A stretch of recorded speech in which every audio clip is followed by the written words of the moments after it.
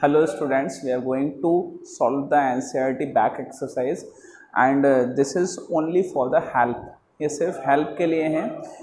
ऐसा मत करिएगा कि आप इसको कंप्लीट देखते हुए कंप्लीटली आप इससे ही आप क्वेश्चन सॉल्व करें, ऐसा नहीं होगा. आप क्वेश्चन अपने आप सॉल्व करें और अगर आपको सॉल्यूशन निकालने में प्रॉब्लम आती है तब इसकी हेल्प लीजिए. सिर्फ ईमानदारी से कम 3 से 4 बार ट्राई कीजिए कोई क्वेश्चन, देन उसके बाद हेल्प लीजिए इसकी. ठीक है, चलिए स्टार्ट करते हैं क्वेश्चन नंबर 1 से. So question number 1 is give the magnitude and direction of the net force acting on a part or drop of rain falling down with constant speed. So first part is एक drop है, वो constant speed से नीचे जा रही है. तो अगर स्पीड उसकी कांस्टेंट है, इसका मतलब उसके पास एक्सेलरेशन क्या है? Acceleration is 0. एक्सेलरेशन नहीं है उसके पास. एक्सेलरेशन तभी होता है जब स्पीड चेंज होती है. तो एक्सेलरेशन 0 है, that means force is also 0. चलिए B part. A cork of mass 10 gram floating on water. Cork जो है वो वाटर पे फ्लोट कर रही है. तो अगर वो फ्लोट कर रही है तो उसकी कुछ वेलोसिटी होगी. किस डायरेक्शन में? इस डायरेक्शन में. लेकिन आपको क्या निकालना है उस पर? Net force. तो नेट फोर्स उस पर कितना आएगा? For example this is water and this is cork. तो इस पर जो फोर्स उसके वेट की वजह से लग रहा है उतना ही फोर्स इस पर लग रहा है बोयेंट फोर्सेस की वजह से. बोयेंट फोर्सेस की वजह से अपोजिट डायरेक्शन में भी उतना ही फोर्स है. दैट मीन्स नेट फोर्स क्या हो जाएगा? F net will be 0. चलिए C part. A kite is skilfully held stationary in the sky. If it is skilfully held stationary, अगर वो रुकी हुई है वहाँ, that means no force is acting. Force किसी भी चीज़ पे लगती है तो उसका स्टेट ऑफ मोशन बदल जाती है. तो फोर्स अगर नहीं लग रही है तो स्टेट ऑफ मोशन नहीं बदल रही. D part. A car moving with a constant velocity of 30 kilometre per hour on rough road. सीधी सी बात है, वेलोसिटी अगर कांस्टेंट है दैट मीन्स उसके पास एक्सेलरेशन कुछ भी नहीं होगा. So v is equal to constant, that means dv by dt will be 0. That means acceleration is equal to 0 and acceleration is 0, hence f is equal to 0. Force 0 हो जाएगा. Now E part. A high-speed electron in space far from all material objects and free of electric and magnetic fields. एक electron है जो space में move कर रहा है, ना तो उसके पास कोई इलेक्ट्रिक मतलब ना तो उस पर कोई इलेक्ट्रिक ना मैग्नेटिक फील्ड का कोई इफेक्ट हो रहा है. तो उस पर नेट फोर्स कितना होगा? अगर उस पर किसी भी फोर्स का कोई भी इम्पैक्ट नहीं है, इसका मतलब है कि वो जिस स्पीड से मूव कर रहा है, चाहे वो स्पीड कितनी भी हो, वो उसी स्पीड से मूव करता रहेगा. स्पीड को चेंज करने के लिए किसी एक्सटर्नल फोर्स का इम्पैक्ट होना ज़रूरी है. तो एक्सटर्नल फोर्स अगर 0 है, that means if external force is 0, that means net force on the electron will be 0. क्या समझ में आ गई बात? चलिए next question. A payable of mass. Payable देखें, नदी के किनारे वो जो टुकड़े होते हैं, घिसे हुए टुकड़े जो होते हैं, उनको पेबल बोलते हैं. Pebble of mass 0.5 kg is thrown vertically upward. Give the direction and magnitude of net force on pebble during its upward motion, during its downward motion, at the highest point where it is momentarily at rest. Do your answers change if the pebble was thrown at an angle of 45 degree with the horizontal direction. चलिए, अगर किसी भी चीज़ को upward direction में फेंका गया है तो उसके पास कोई ना कोई एक्सेलरेशन होना चाहिए. लेकिन अगर एक्सेलरेशन यहाँ गिवन नहीं है, दैट मीन्स उसके पास कोई भी एक्सटर्नल एक्सेलरेशन नहीं है. वो किसके हवाले है? जी के हवाले है. इसका मतलब उस पर जो फोर्स लग रहा है वो फोर्स कितना लग रहा है? That will be in the downward direction. वो हमेशा किस डायरेक्शन में होगा? डाउनवर्ड डायरेक्शन में. तो force will be in downward direction. वो डाउनवर्ड डायरेक्शन में होगा. डाउनवर्ड डायरेक्शन में ये फोर्स क्यों होगा? क्योंकि आप बॉडी को किसी भी डायरेक्शन में फेंकिए, जी हमेशा नीचे की तरफ ही लगता है. मतलब ग्रेविटेशनल फोर्स हमेशा नीचे की तरफ ही लगता है, तो ग्रेविटेशनल फोर्स की वैल्यू क्या होगी, that will be gravitational acceleration will be g, so f will be equal to mg, so m is equal to 0.5 and g is equal to 10, हमने 10 कंसिडर कर लिया, so it will be 5 newton downward direction b. During its downward motion, upward motion में भी force downward होगा और downward motion में भी force का डायरेक्शन क्या होगा, डाउनवर्ड ही होगा. सो F तो अगेन कितना हो जाएगा 5 न्यूटन एंड डायरेक्शन क्या होगा, डाउनवर्ड. चलिए C part. At the highest point where it is momentarily at rest do your answers change. अगर आपने किसी चीज़ को ग्रेविटी के हवाले कर दिया, किसी स्टोन को, किसी पैबल को आपने ऊपर फेंका और ऊपर वो जाता गया, उसकी वेलोसिटी ऊपर जाके ज़ीरो हो गई. ज़ीरो होने के बाद वो नीचे आना शुरू होगा, लेकिन नीचे आने से पहले वो थोड़ा सा टाइम के लिए रेस्ट में आएगा. जब वो थोड़े से टाइम के लिए रेस्ट में आएगा तो क्या उस पर फोर्स ज़ीरो हो जाएगा, नहीं, ग्रेविटेशनल फोर्स उस पर हमेशा लगता रहेगा. वो किस डायरेक्शन में लगेगा, that will be in direction downward direction. So F will not equal to 0 at highest point. Highest point पे f 0 नहीं होगा. चलिए, do your answers change if the pebble was thrown at an angle of 45 degree with the horizontal direction. अगर उसको आप vertically upward ना फेंक के उसको आप 45 डिग्री पे थ्रो करें तो क्या हमारा जो आंसर है वो चेंज हो जाएगा, बिल्कुल भी नहीं. इससे फ़र्क नहीं पड़ता कि आपने उसको कितने एंगल पे फेंका है, फ़र्क इस बात से पड़ता है कि क्या उस पर कोई और एक्सटर्नल फोर्स लग रही है या नहीं लग रही. देखिए, इन तीनों केसेस में जो एक्सटर्नल फोर्स है वो ग्रेविटी है, और ये जो एक केस है जिसमें आप पैराबोलिक पाथ उसको अटेन करवाने वाले हैं, उसमें भी जो फोर्स लग रही है वो ग्रेविटी ही है. तो answer will not change, answer will remain same. चलिए question number 3. Give the magnitude and direction of the net force acting on a stone of mass 0.1 kg. कुछ अलग अलग सिचुएशंस हैं, उन सिचुएशन में आपको नेट फोर्स निकालनी है स्टोन पे. तो देखिए फर्स्ट पार्ट है, just after it is dropped from the window of a stationary train. Stationary train है, उसके विंडो से आपने बाहर इसको ड्रॉप कर दिया. तो बाहर ड्रॉप किया तो उस पर नेट फोर्स कितना लगेगा. जब आप कोई भी चीज़ ड्रॉप कर देते हैं, चाहे वो किसी भी कंडीशन में ड्रॉप करें, तो उस कंडीशन में जो फोर्स उस पर लगती है that will be only due to gravity. Gravity की वजह से फोर्स लगेगी. So F will be equal to M into G, and G हमने ले लिया क्या 10. So M is 0.1 and g is 10, so it will be 1 Newton downward direction. Okay, next B part. Just after it is dropped from the window of a train running at a constant velocity of 36 km per hour. 36 km per hour एक constant velocity पर train जा रही है और आपने उससे drop कर दिया. इसका मतलब अभी वो ट्रेन के कांटेक्ट में नहीं है. इसका मतलब उस पर जो भी फोर्सेस लग रही हैं वो ग्रेविटी की वजह से ही लग रही हैं. अगर ग्रेविटी की वजह से लग रही हैं तो इसका मतलब है जितनी फोर्स स्टेशनरी कंडीशन में लग रही थी उतनी ही फोर्स इस कंडीशन में भी लगेगी, that is 1 newton. C. Just after it is dropped from a window of a train accelerating with 1 metre per second square. Train का एक्सेलरेशन है कुछ, लेकिन आपने अगर उस स्टोन को ड्रॉप कर दिया बाहर, तो क्या आप ट्रेन के एक्सेलरेशन से उस स्टोन का कोई लेना देना है, नहीं है. ट्रेन अगेन, वो स्टोन अगेन किसके हवाले है, it is up to the gravity, वो ग्रेविटी के ही हवाले है. तो अगेन फोर्स उस पर ग्रेविटी की वजह से लगेगा, that is 1 Newton. D. lying on the floor of a train which is accelerating with 1 meter per second square, the stone being at rest relative to the train. ये सही है बात कि अब क्या है, तो आपने स्टोन को कहीं फेंका नहीं है, कहीं थ्रो नहीं किया, वो उसके फ्लोर पे लाई कर रहा है. ट्रेन के फ्लोर पे जब लाई कर रहा है तो उस कंडीशन में उस पर जो फोर्स लगेगी वो फोर्स कितनी होगी, that is due to the acceleration of the train.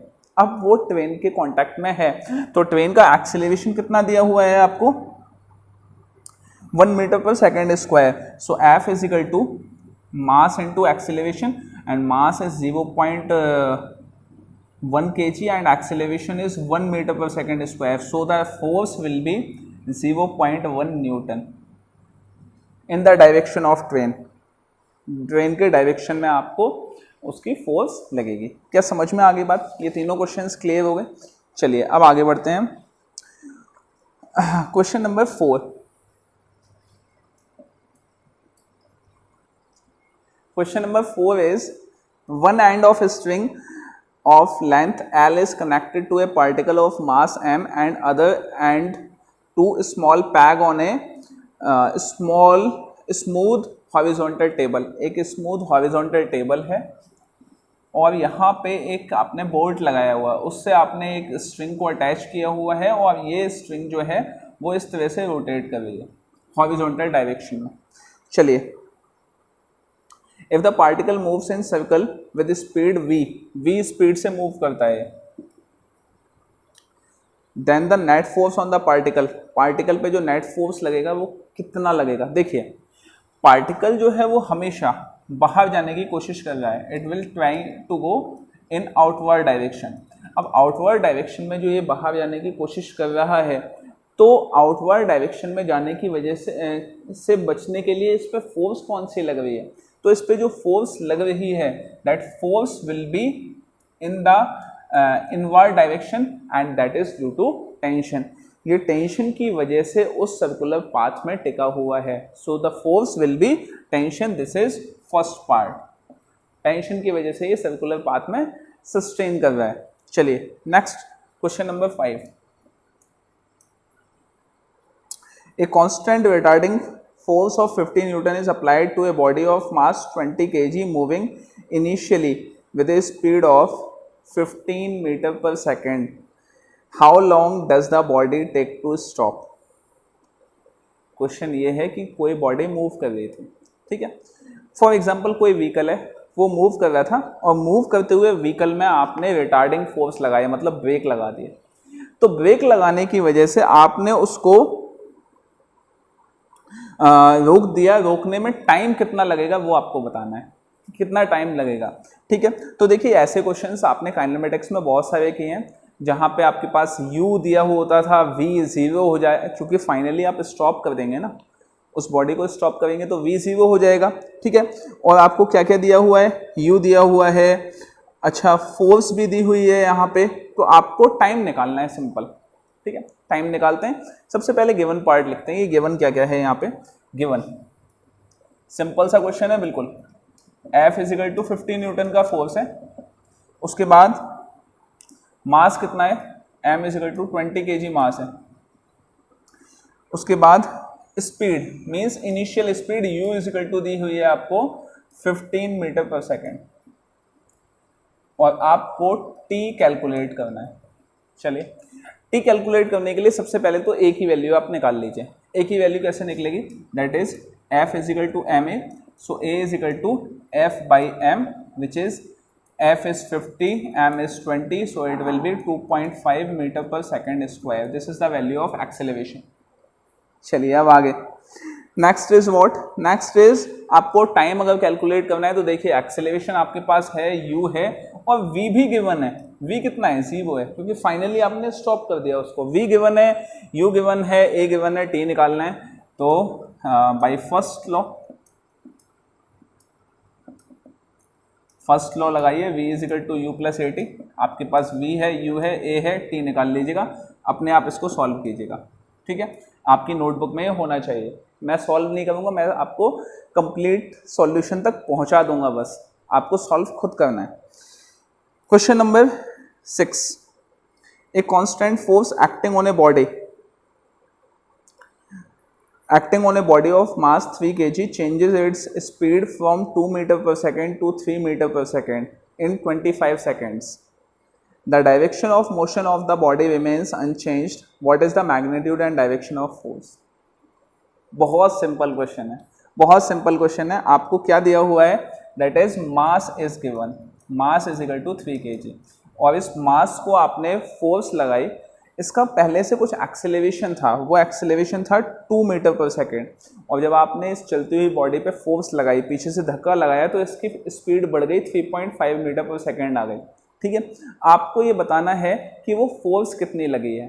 ठीक है, चलिए, तो सबसे पहले तो आपको एक्सेलरेशन कैलकुलेट करना होगा, मास है, एक्सेलरेशन आ जाएगा तो फोर्स निकाल लोगे। तो देखिए क्या क्या है आपके पास, u है 2 मीटर पर सेकेंड, v है 3.5 मीटर पर सेकेंड, और t दिया हुआ है 25 सेकेंड्स। ठीक है, तो अगर मुझे एक्सेलरेशन निकालना है तो acceleration is equal to v minus U by T, change of velocity per unit time.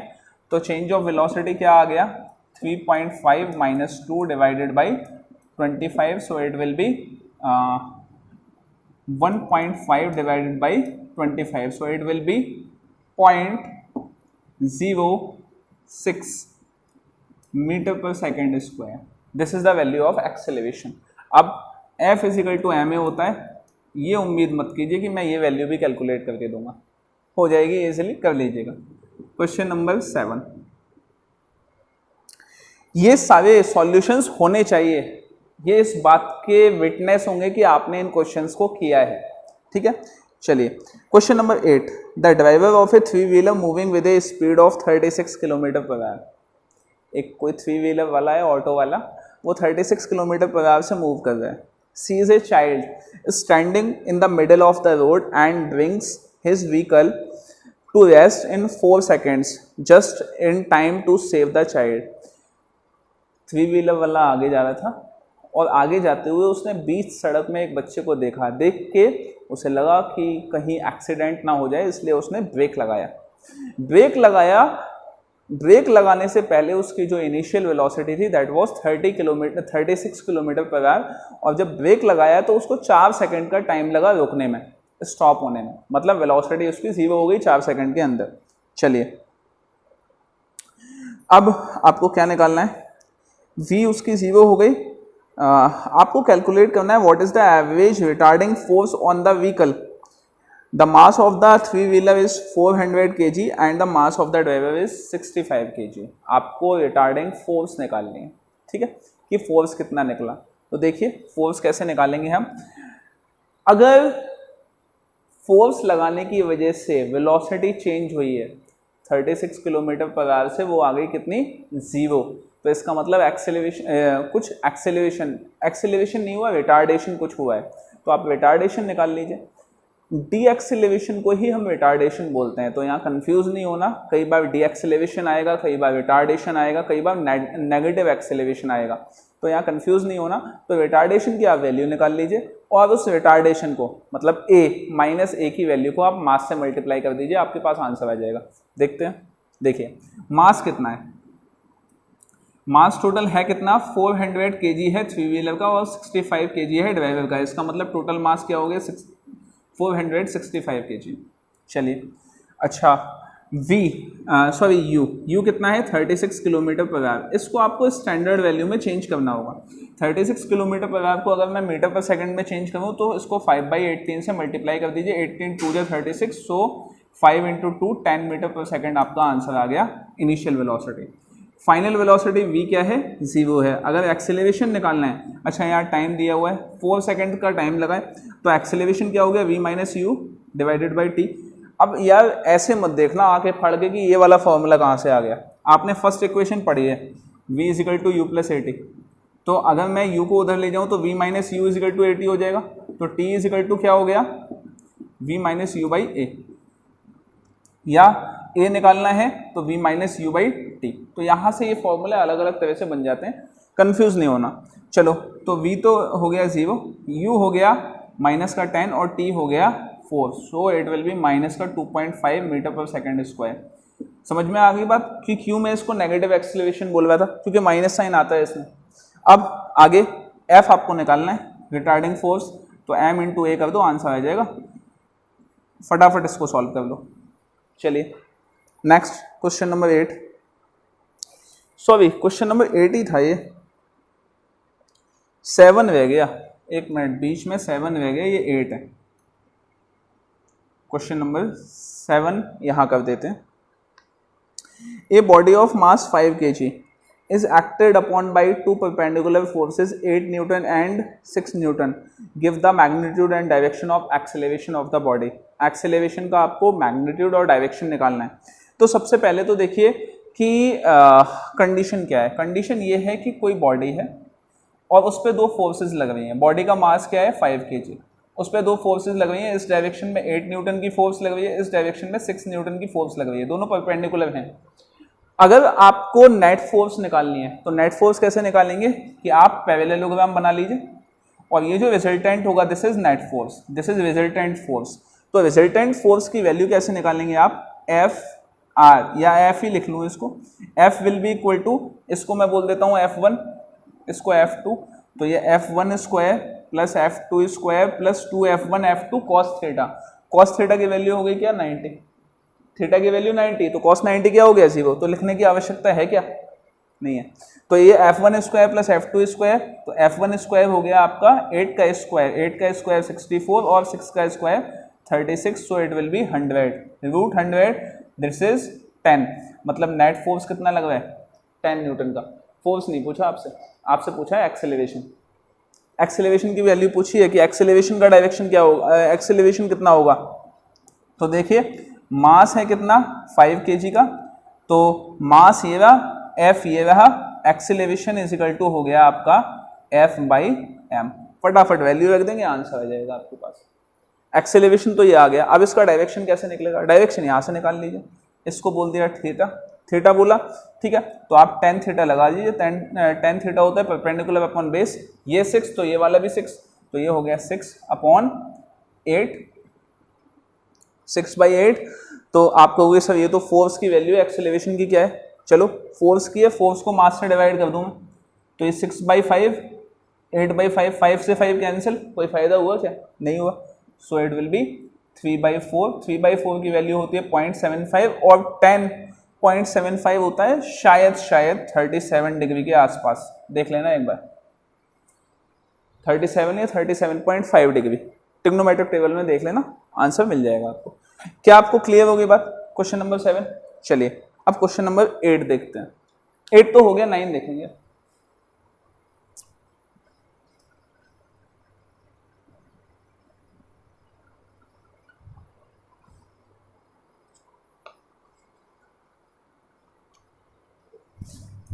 Question number 9, question number 9 क्या कहता है, a rocket with a lift off mass 2000 kg, 2000 kilogram उसका मास है, is blasted upward with an initial acceleration of 5 metre per second square, calculate the initial thrust.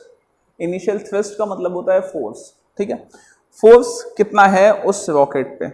चलो हाँ देखिए मास कितना है 20,000 kg, 20,000 है 20,000 kg, चलो मास है 20,000 kg और अपवर्ड एक्सेलरेशन इसको जो मिला वो एक्सेलरेशन मिला a is equal to 5 metre per second square. अब फोर्स निकालनी है आपको, तो देखिए ये फॉर एग्जांपल रॉकेट है, ऊपर जा रहा है, एक्सेलरेशन ये है इसका और मास इसके पास कुछ है, तो आपको नॉर्मल रिएक्शन फोर्स कैलकुलेट करनी है इसकी। नॉर्मल रिएक्शन फोर्स कहाँ लगेगी, नॉर्मल रिएक्शन फोर्स इस पे लगेगी ऊपर की तरफ, ठीक है। तो नेट फोर्स इस पे कितना आया, F net will be equal to, net force will be equal to m into g plus A.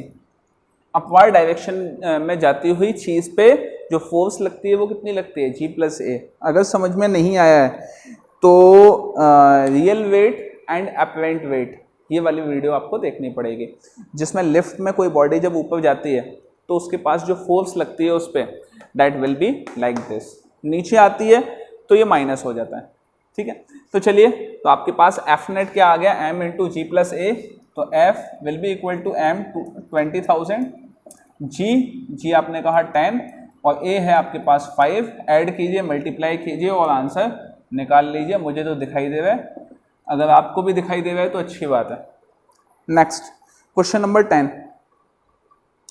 A body of mass 0.4 kg। अच्छा क्वेश्चन है, काफी अच्छा क्वेश्चन है बेटा। देखिए, a body of mass 0.4 kg moving initially with a constant speed of 10 metre per second to north, north में जा रही है। चलो देखना, ये है आपका, मैंने डायग्राम बना लिया, ये है नॉर्थ, ये है साउथ, ये है ईस्ट, ये है वेस्ट, ठीक है। बॉडी जा रही है नॉर्थ डायरेक्शन में, फॉर एग्जांपल इस डायरेक्शन में।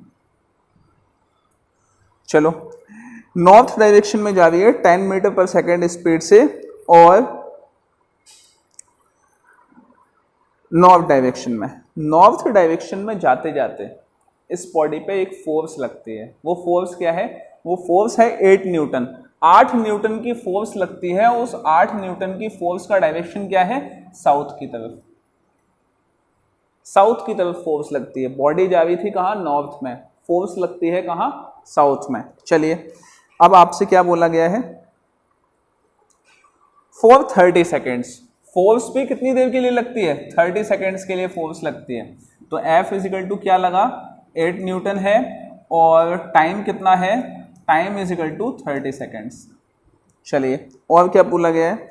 Take the instant the force is applied to be T is equal to 0। मतलब जिस टाइम पे ये वाली फोर्स 8 न्यूटन की फोर्स लगनी शुरू हुई, जब ये बॉडी यहाँ थी, ठीक है, चल के यहाँ आ गई, यहाँ थी, तब उस वाली पोजीशन को आप मान लीजिए x इजिकल टू 0, और यहाँ पे जो टाइम मान लीजिए वो टाइम हो गया t इजिकल टू 0 सेकेंड्स, ठीक है। चलिए, उसके बाद प्रिडिक्ट द पोजीशन एट, अलग अलग पोजीशन बता दी हैं, उस पोजीशन पे आपको वैल्यू बतानी है, उसकी उस टाइम की वैल्यू बता दी है, उस पे पोजीशन की वैल्यू बतानी है। मतलब आपको -5 सेकेंड्स पे वो बॉडी कहाँ थी, फिर 25 सेकेंड्स पे वो बॉडी कहाँ थी, और 100 सेकेंड्स पे वो बॉडी कहाँ थी। एक मिनट बॉडी, ये वीडियो पॉज कर दो और सोचो जरा कि -5 सेकेंड्स पे ये बॉडी कहाँ गई होगी, बताओ। देखिए, अगर आपने टाइम 0 यहां कंसीडर किया है, इसका मतलब है -5 सेकेंड्स ये फोर्स के लगने से पहले का टाइम है। फोर्स के लगने से पहले का टाइम, जब इसके पास वेलोसिटी कितनी थी? वेलोसिटी थी इसके पास 10 मीटर पर सेकेंड की, 10 मीटर पर सेकेंड की इसके पास वेलोसिटी थी। तो वेलोसिटी इसके पास 10 मीटर पर सेकेंड की थी, और टाइम आपने बोला कितना है? -5 सेकेंड्स। तो आपको पोजीशन बतानी है। तो देखिए, x is equal to 10 into 5 which is 50 metre, -50 metre, मतलब यहां कहीं हो गई है इस जगह। क्या क्लियर हो गई बात? ठीक है, यहां लिख लीजिए ये चीज, आप कंफ्यूज मत हो जाना। This is before the application of force. Force के एप्लीकेशन से पहले की कंडीशन है ये, 50 मीटर, -50 मीटर पहले।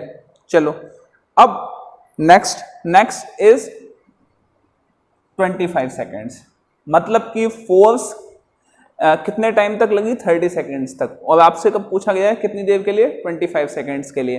तो 25 सेकेंड्स के लिए देखिए, आपके पास टाइम मौजूद है, आपके पास फोर्स मौजूद है, और आपके पास मास भी दिया हुआ है, कितना है? 0.4 kg। तो यहां से आप एक्सेलरेशन कैलकुलेट कर लीजिए कि एक्सेलरेशन कितना आएगा। देखिए,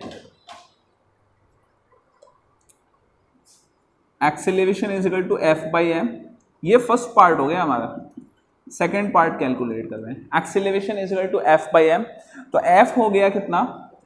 8 न्यूटन, मास है 0.4, so it will be point हटाया 0, so it will be 20 metre per second square. This is the acceleration. Acceleration आ गया आपके पास। अब आपको निकालना है पोजीशन। पोजीशन निकालने के लिए इक्वेशन के 3 ही फॉर्मूले हैं आपके पास। एक है v² = u² + 2as, ठीक है। दूसरा है s is equal to u t plus half a t square, और एक है v is equal to u plus a t. अब आपको अगर पोजीशन निकालनी है तो v is equal to u plus a t लगाने से काम नहीं होगा आपका, क्या होगा, s is equal to u t plus half a t square निकालने से काम बन जाएगा। तो देखिए क्या कंडीशन आई, हमने इक्वेशन लगा दी, क्या, s is equal to u t plus half a t square. ठीक है, अब देखिए एक चीज कि टाइम आपने कितना लिया, 25 सेकेंड्स का। इनिशियल स्पीड कितनी है, इनिशियल स्पीड कितनी है, इनिशियल स्पीड है आपकी 10 मीटर पर सेकेंड। फोर्स लगनी यहां से शुरू जब हुई तो ये बॉडी रेस्ट में नहीं थी, याद रखना इस चीज को, उस तरफ जा रही थी। ठीक है, तो आपने फोर्स अगर अपोजिट डायरेक्शन में लगाई है बॉडी के मोशन की, इसका मतलब इनिशियल वेलोसिटी का जो डायरेक्शन हो जाएगा वो क्या हो जाएगा, माइनस यू, और माइनस यू, यू की वैल्यू क्या है 10, so it will B minus 10। T की वैल्यू कितनी आ गई, टी इज 25 सेकेंड्स। ठीक है, चलिए प्लस का हाफ, ए की वैल्यू हो गई आपके पास क्या 20, और टी की वैल्यू हो गई 25 का होल ऑफ स्क्वायर।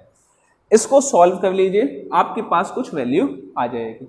अगर इस इक्वेशन को आप देखें तो देखने से समझ में ये चीज आती है कि ये अपनी वेलोसिटी से इस डायरेक्शन में जाने की कोशिश कर रही है।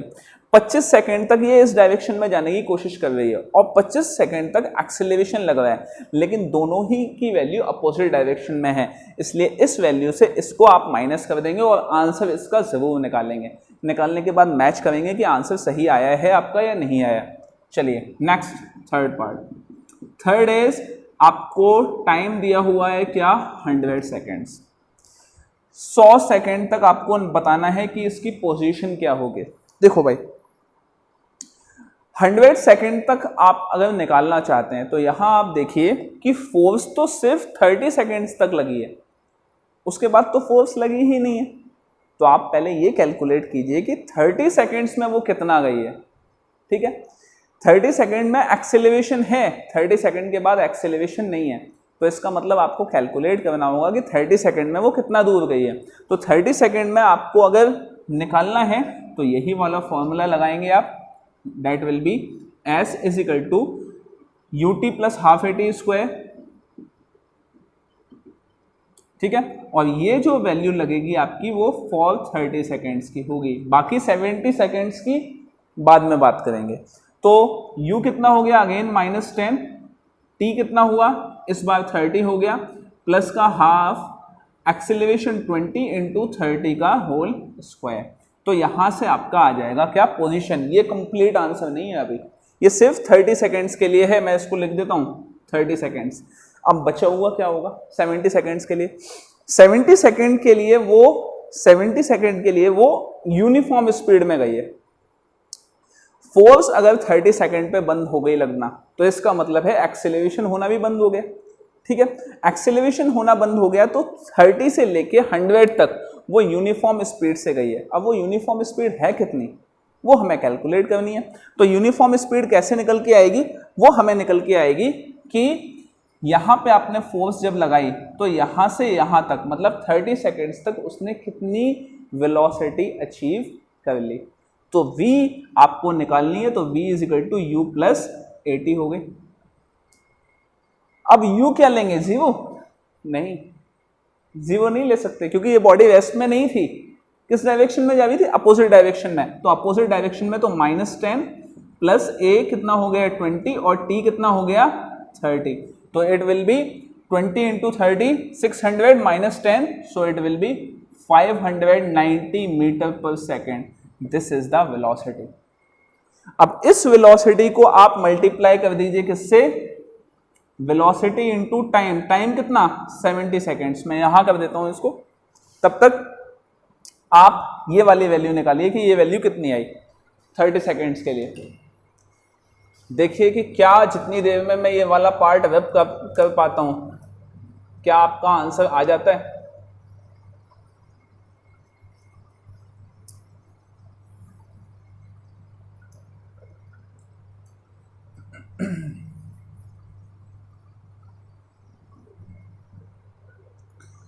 देखिए उसके बाद यहां तक बात हो गई। चलिए now position in 70 seconds will be equal to speed into time. तो स्पीड क्या हो गया, वेलोसिटी इनटू टाइम। टाइम कितना हो गया 70 सेकेंड्स। तो इसको आप मल्टीप्लाई कर देंगे। नाउ आपको पोजीशन चाहिए 100 सेकेंड्स में, तो that will B position for 30 seconds plus position for 70 seconds. ऐसे ये आंसर निकल के आ जाएगा। करना पड़ेगा खुद आपको। यहाँ पे मैं कॉन्सेप्ट दे रहा हूँ आपको इसको सॉल्व करना पड़ेगा। सिर्फ सॉल्यूशन ही छोड़ा है मैंने, मैथमेटिकल सॉल्यूशन ही छोड़ा है, बाकी सारे आपको कॉन्सेप्ट बता दिए गए हैं। चलिए अब next question, next is question number 11। Question number 11 is a truck starts from west and accelerates uniformly at 2 meter per second square. At t is equal to 10 second, a stone is dropped by a person standing on the top of the truck. समझिए question number 11, एक for example truck है, ये इस direction में जा रहा है, ठीक है, इस डायरेक्शन में जा रहा है और स्टार्ट होने के बाद के 10 सेकेंड्स के बाद यहाँ से एक जो स्टोन था वो नीचे ड्रॉप कर दिया गया, वो नीचे ड्रॉप किया गया। मैं इसको इस तरह से बना देता हूँ, ये ऐसे है, यहाँ से इस तरह से ड्रॉप किया गया नीचे, स्टोन को यहाँ से नीचे ड्रॉप कर दिया गया।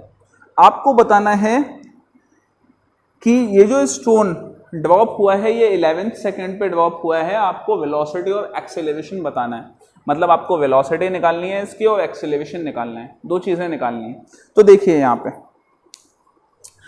यहाँ पे इस वाले स्टोन के पास अगर आप ध्यान से देखें तो इस वाले स्टोन को जब नीचे गिराया गया तो इस वाले स्टोन के पास दो वेलोसिटीज थी।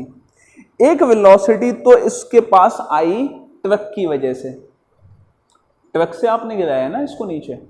आप देखिए कि कोई भी वैंडवेव जो होता है, रेलवे स्टेशन में होते हैं ना वैंडवेव्स, चाय वाले वगैरह होते हैं, तो वो जब ट्रेन से उतरते हैं तो वो आगे की तरफ भागते हुए उतरते हैं। क्यों है ऐसा?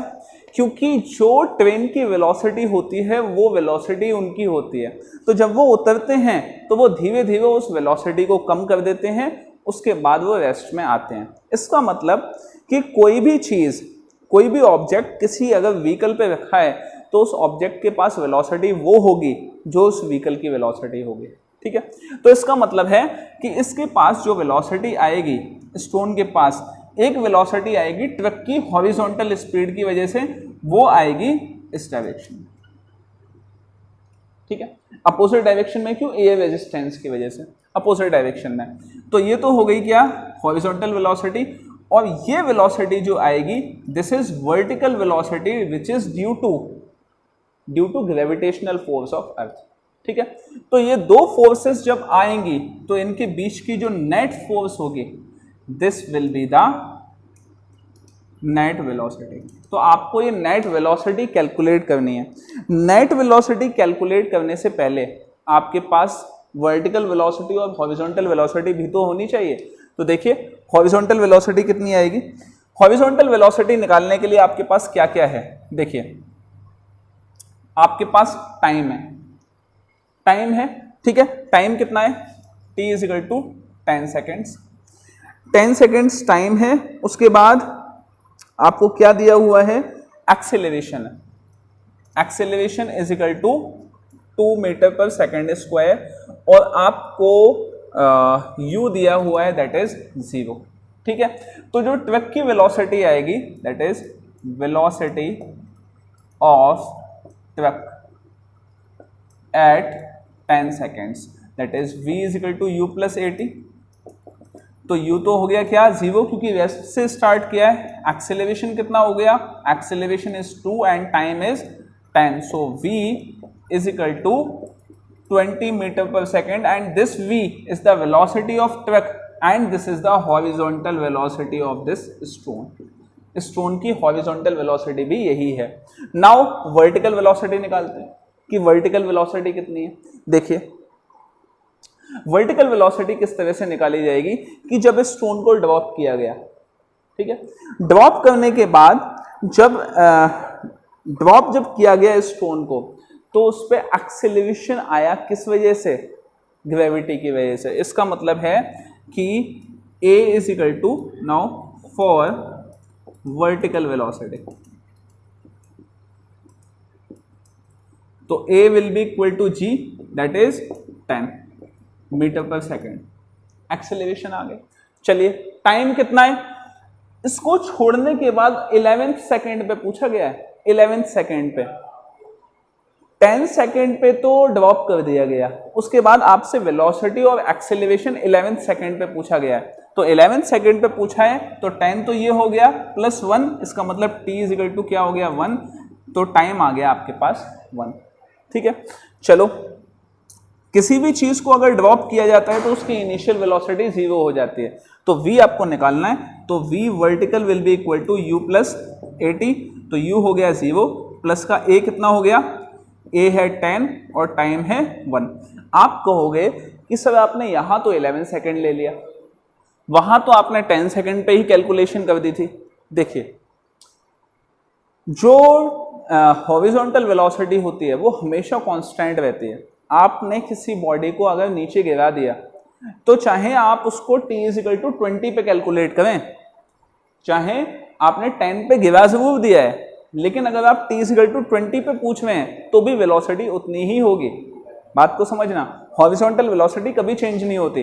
तो इसका मतलब है ये कैलकुलेशन हमारी यहाँ सही है, और ये वर्टिकल वेलोसिटी क्या आ गई 10 मीटर पर सेकेंड।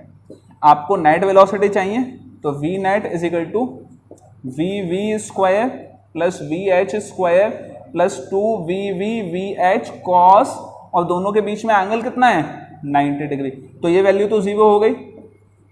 ये v भी कितना हो गया 10 का स्क्वायर प्लस 20 का स्क्वायर, इसका आप रूट ले लीजिए, आपके पास आंसर आ जाएगा। ये तो बात हुई नेट वेलोसिटी की। अब बात करते हैं हम एक्सेलरेशन की, कि एक्सेलरेशन कितना आया। एक्सेलरेशन आपसे पूछा है, तो जब आपने बॉडी को नीचे ड्रॉप कर दिया, तो ड्रॉप अगर कर दिया तो वो तो सिर्फ ग्रेविटी के ही अंडर नीचे जा रहा है, वो ग्रेविटी के ही ऊपर है। इसका मतलब है एक्सेलरेशन कितना होगा उसका due to g which is 10 metre per second square और 9.8 मीटर पर सेकेंड स्क्वायर, जैसी भी कंडीशन दी हुई है। क्या समझ में आ गई बात? चलिए next question number 12। Question number 12 करने से पहले थोड़ा सा स्पेस बना लेते हैं। चलो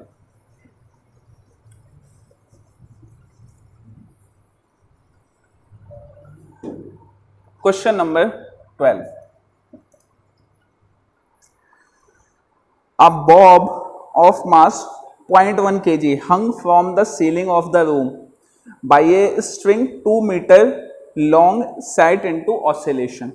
मतलब कि ये आपके पास सीलिंग है, यहां से स्ट्रिंग की हेल्प से बॉब लटका हुआ है और ये ऑसिलेट कर रहा है, इस तरह से इधर जा रहा है कभी इधर जा रहा है, ऑसिलेट कर रहा है। ऑसिलेट करता हुआ पेंडुलम देखा है ना, ये वही है। चलिए अब इसके बाद आपसे क्या निकलवाया है, speed of the bob at its mean position is 1 metre per second square. जो स्पीड है इसकी मीन पोजीशन पे वो 1 metre per second 1 metre per second है। What is the trajectory of the bob if string is cut when bob is at extreme position and it is at mean position. मतलब कहा क्या गया है कि pendulum ऐसे ऑसिलेट कर रहा है, इस तरह से ऑसिलेट कर रहा है। अब ऑसिलेट करता हुआ पेंडुलम जब एक्सट्रीम पोजीशन पे गया तब आपने उसकी स्ट्रिंग को कट कर दिया। कट करने के बाद वो जो बॉब है वो किस डायरेक्शन में जाके गिरेगा वो आपको बताना है। एक तो आपको एक्सट्रीम पे बताना है और एक आपको मीन पे बताना है। तो देखिए सबसे पहले हम लेते हैं एट एक्सट्रीम। एक्सट्रीम पे लिया आपने, एक्सट्रीम पे, तो ये देखिए ये इसकी मीन पोजीशन है और ये इसकी एक्सट्रीम पोजीशन है। एक्सट्रीम पोजीशन पे ये यहां से यहां पहुंच गया। चलो ठीक है, अब क्या हुआ, एक्सट्रीम पोजीशन पे जब ये यहां से यहां पहुंच गया तो इसका वेट जो है वो नीचे की तरफ एक्ट कर रहा है, और एक्सट्रीम पोजीशन पे पहुंचने का मतलब है कि इसकी जो वेलोसिटी है वो क्या हो गई, 0, मतलब और ये ऊपर नहीं जा सकता। ठीक है, तो इस डायरेक्शन में इसके पास कोई फोर्स नहीं है, कोई फोर्स नहीं है। कौन सी फोर्स है, सिर्फ ग्रेविटी है, ग्रेविटी है जो इसको नीचे की तरफ खींच रही है। ठीक है, इस कंडीशन में अगर आप इसको कट कर देते हो स्ट्रिंग को, तो फोर्स कौन सी अकेली, mg, तो ये जो बॉब है वो कहाँ जाएगा, नीचे। सो ये वर्टिकली डाउनवर्ड फॉल हो जाएगा। सो it will fall vertically downward fall हो जाएगा। ये एक्सट्रीम हो गया। नाउ एट मीन की वैल्यू, मीन पे आपको निकालना है, तो मीन पे कंडीशन क्या है कि देखिए ये जो है यहाँ पे है वो मीन पे एक्सट्रीम से आते हैं, देखिए एक्सट्रीम ये रहा, यहाँ से मीन पे आ गए इस जगह पे, तो इस जगह पे आ गए, तो ये जाने की कोशिश कहाँ कर रहा है, यहाँ पे। वेलोसिटी का डायरेक्शन ये है, मतलब नेट फोर्स जो इस पे फोर्स लग रही है वो किस डायरेक्शन में, इधर। वेट mg कहाँ है, नीचे की तरफ लग रहा है। ऐसी कंडीशन में अगर आप इसको कट कर देते हो तो इस पे नेट फोर्स कहाँ लगेगा, नेट फोर्स इन दो फोर्सेस का रिजल्टेंट होगा, और रिजल्टेंट कहाँ मिलेगा आपको, इस डायरेक्शन में। तो ये वाला जो बॉब है वो कैसे जाएगा, ये वाला बॉब ये वाला पाथ फॉलो करेगा। This is parabolic path. क्या समझ में आ गई बात। तो ये बॉब जो है वो पैराबोलिक पाथ अटेन करेगा, जब ये मीन पोजीशन पे होगा और एक्सट्रीम पे होगा तो वर्टिकली डाउनवर्ड आएगा। Next question number 13 question, a man of mass 70 kg stands on weighing scale in A lift which is moving, मतलब एक कोई भी पर्सन है, उनका जो मास है वो क्या है, 70 kg। ठीक है, लिफ्ट में है ये, जब ये लिफ्ट में है तो उस कंडीशन में जब ये अपवर्ड डायरेक्शन में जा रहे हैं, विद यूनिफॉर्म स्पीड, तो a इज इक्वल टू क्या हो गया, यूनिफॉर्म स्पीड, तो इनका वेट कितना होगा। देखिए जो वेट चेंज होता है या वेट चेंज हुआ नजर आता है, वो वेट चेंज होता है जब लिफ्ट में एक्सेलरेशन होता है, लेकिन यहां पे तो वेलोसिटी क्या है, वेलोसिटी कांस्टेंट है, दैट मींस एक्सेलरेशन कितना है, 0 है। क्या समझ में आ गई बात। तो एक्सेलरेशन 0 है, इसका मतलब F क्या हो जाएगी, 0, मतलब नेट फोर्स इस पे 0 हो जाएगा, तो इसका जो वेट आएगा that will be equal to 70 kg। क्या समझ में आ गई बात। चलिए next b part downward direction में जा रही है यूनिफॉर्म एक्सेलरेशन से, that is 5 metre per second square, 5 metre per second square का डाउनवर्ड एक्सेलरेशन है। तो इसका मतलब है F की जो वैल्यू होती है that is mg minus a। ठीक है, अब लेकिन F की वैल्यू निकालने से पहले आपको इसका मास का पता होना चाहिए कि इसका मास है कितना। ठीक है, तो देखो यहां पे इसके मास की वैल्यू आएगी कैसे, आपके पास ये जो 70 kg है, ये 70 kg एक्चुअली में क्या है, ये 70 kg में इसका वेट है, मास नहीं है। तो मास निकालने के लिए क्या करेंगे, इसका mass is equal to weight divided by g. तो वेट हो गया क्या, 70 डिवाइडेड बाई 10, तो ये हो गया 7। क्या समझ में आ गया बात। ठीक है, तो मास आ गया 7, तो F इज इक्वल टू 7, जी कितना हो गया 10 माइनस एक्सेलरेशन हो गया क्या 5, so it will be F is equal to 35 newton. क्या क्लियर हो गई बात। सॉरी 35 इस पे फोर्स लग रही है, तो फोर्स का मतलब हो गया किलोग्राम वेट, न्यूटन मतलब किलोग्राम वेट, इतना किलोग्राम ये शो कर रही है लिफ्ट वेइंग मशीन। चलिए next c is upward with uniform acceleration of 5 metre per second, मतलब कि F इज इक्वल टू क्या हो गया mg plus a। So m कितना हो गया, m की वैल्यू हो गई 7, g कितना 10 plus 5 is equal to 7 into 15, so it will be 15 into 7, that is 105 kilogram weight. इतना वेट वो शो करेगी वेइंग मशीन। क्या क्लियर होगी बात? तो ऐसे केसेस में हमेशा आप कैसे पता करोगे कि ये मास है या वेट है? मैंने कहा ये वेट है, लेकिन उसमें ये तो केजी में है, तो आपको एक चीज देखनी है कि उसमें लिखा है कि वेइंग स्केल शो कर रहा है 70 केजी। इसका मतलब वेइंग स्केल अगर शो कर रहा है तो वो वेइंग स्केल कभी भी मास शो नहीं करता, वो वेट को शो करता है। तो ये क्या हो गया? ये वेट है। ठीक है, चलिए D. What would be the reading if the lift mechanism failed and it hurtled down freely under gravity?